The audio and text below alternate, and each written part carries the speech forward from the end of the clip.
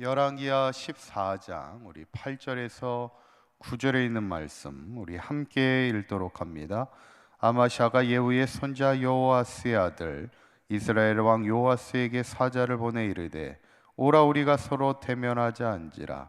이스라엘 왕 요아스가 유다의 왕 아마샤에게 사람을 보내 이르되 레바논 가시나무가 레바논 백향목에게 전가를 보내어 이르기를 내 딸을 내 아들에게 주어 아내로 삼게 하라 하였더니 레바논 들짐승이 지나가다가 그 가시나무를 질법하느니라.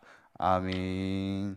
우리가 지난 시간에 이제 유다 왕 아마샤를 우리가 보면서 나름 하나님 앞에 정직하게 행하고자 말씀을 그래도 기준으로 살고자 노력했던 것을 보지만 여전히 오랜 산당 제사를 없애지 못하고 하나님 보시기에 다윗과는 같지 않았다, 이렇게 성경은 평가하고 있죠. 우리가 기왕이면 우리가 신앙으로 살면서 끝까지 온전하게 정직하게 행하며 기왕이면 우리가 다윗과도 같은 그런 믿음의 강성한 삶을 살아갈 수 있는 우리 사강교회 모든 성도님들이 될 수 있기를 간절히 축원합니다. 그러면서 오늘 본문은 이 유다 왕 아마샤가 이제 큰 패착을 하게 되는 이야기가 오늘 소개되고 있는데 8절에 있는 말씀입니다. 8절에 있는 말씀 다시 한번 읽어볼까요? 시작. 아마샤가 예후의 손자 요아스의 아들 이스라엘 왕 요아스에게 사자를 보내 이르되 오라 우리가 서로 대면하자 한지라, 이렇게 말씀합니다. 지금 유다 왕 아마샤가 북이스라엘의 요아스를 향해 우리 한번 싸우자, 우리 대면하자, 이렇게 전쟁을 지금 제안하는 겁니다. 사실은 그 요아스 왕이 누구냐면 이제 북이스라엘의 왕일 때 엘리사가 죽게 되었을 때 왕이었죠. 그래서 엘리사가 죽기 전에 요아스 왕에게 활의 언약을 통해서 너가 아람 군대를 3번이나 싸워 이길 거다, 이렇게 이야기해 주죠. 그 당시 아람은 가장 강력한 나라였습니다. 그런데 이 아람 나라를 상대로 해서 3번이나 싸워 이기게 했던, 그래서 실제로 엘리사가 죽고 난 이후에 요아스 왕이 아람을 3번이나 쳐서 이기게 되는 것을 보게 되는데, 그런 요아스를 향해서 우리가 서로 대면하자, 이렇게 얘기하는, 대면이라는 거는 얼굴을 보자, 이런 얘기인데 요즘 말로 얘기하면 이렇게 싸울 때 우리가 뭐 맞짱 뜬다, 뭐 이런 얘기를, 아이들끼리는 그런 얘기를 쓰잖아요. 한번 싸워보자, 이렇게 지금 얘기하는 거예요. 어떻게 보면은 지금 현재 전력상은 북이스라엘이 막강한 군사력을 가지고 있고 남유다는 전력상은 약해요. 그런데 왜 남유다의 아마샤가 북이스라엘의 요아스에게 전쟁을 말하고 있을까? 그 이유가 뭘까? 그 이유를 상대편 요아스 왕이 말해주고 있는데 그게 10절에 있는 말씀입니다. 10절에 있는 말씀 한번 읽어봅니다. 시작. 내가 에돔을 쳐서 파하였으므로 마음이 교만하였으니 스스로 영광을 삼아 왕궁에나 내 집으로 돌아가라. 어찌하여 화를 자취하여 너와 유다가 함께 망하고자 하느냐 하나. 뭐라고 얘기하냐면 내가 에돔을 쳐서 파하였다. 그 전 구절 이제 7절에 보면, 이 본문에 시작하기 전에 보면 아마샤가 에돔을 쳐가지고 10,000명을 죽이면서 셀라라는 땅을 차지하게 됩니다. 그러니까 이게 이기고 나니까 마음이 교만해지고 자고해지기 시작하는 거예요. 그러니까 이번에는 북이스라엘을 치겠다고 지금 말하고 있는 그 교만이 문제라는 것을 얘기하고 있는 거예요. 그러니까 북이스라엘의 요아스가 집으로 돌아가라. 왜 화를 자초하느냐? 싸우지 말라는 거예요.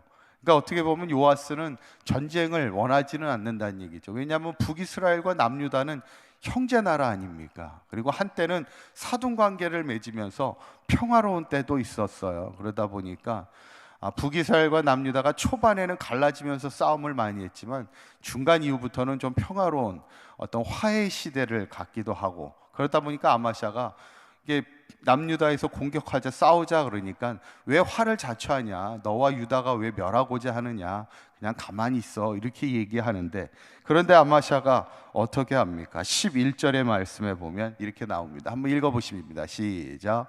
아마샤가 듣지 아니하므로 이스라엘 왕 요아스가 올라가서 그와 유다의 왕 아마샤가 유다의 베세메스에서 대면하였더니, 아마샤가 아무리 설득해서 싸움하지 말라 얘기해도 계속해서 듣지 듣지 아니하였다, 이런 얘기죠.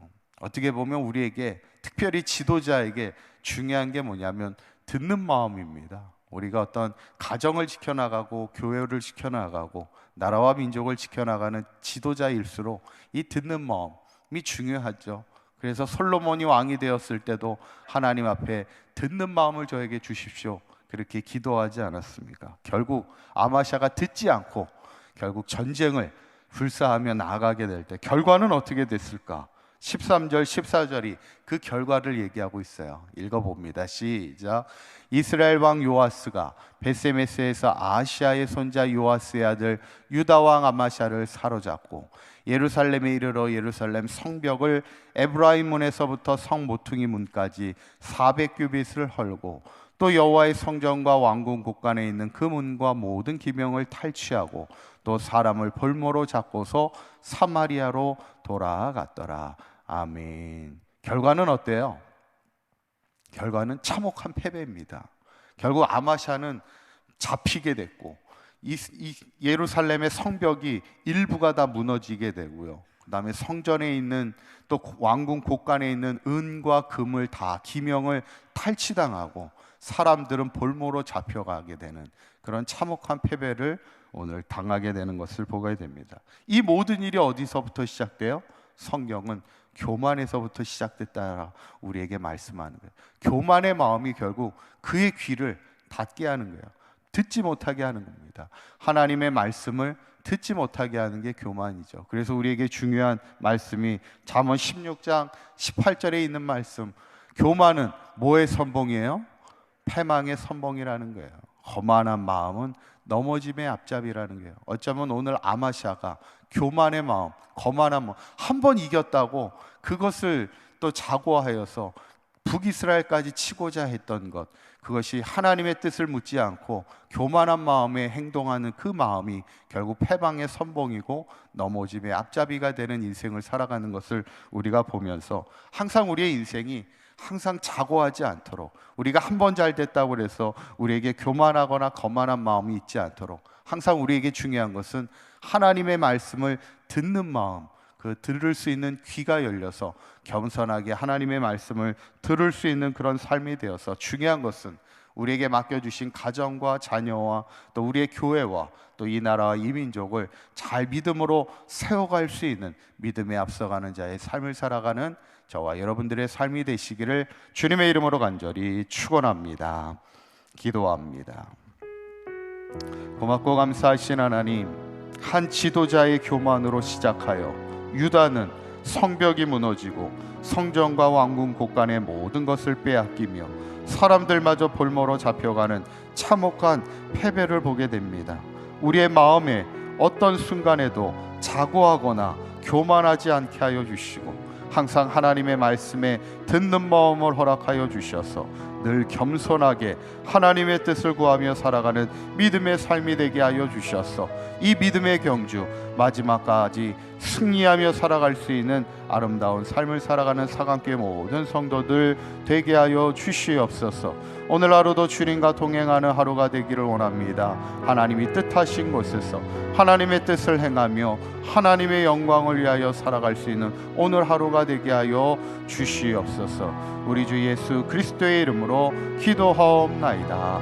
아멘.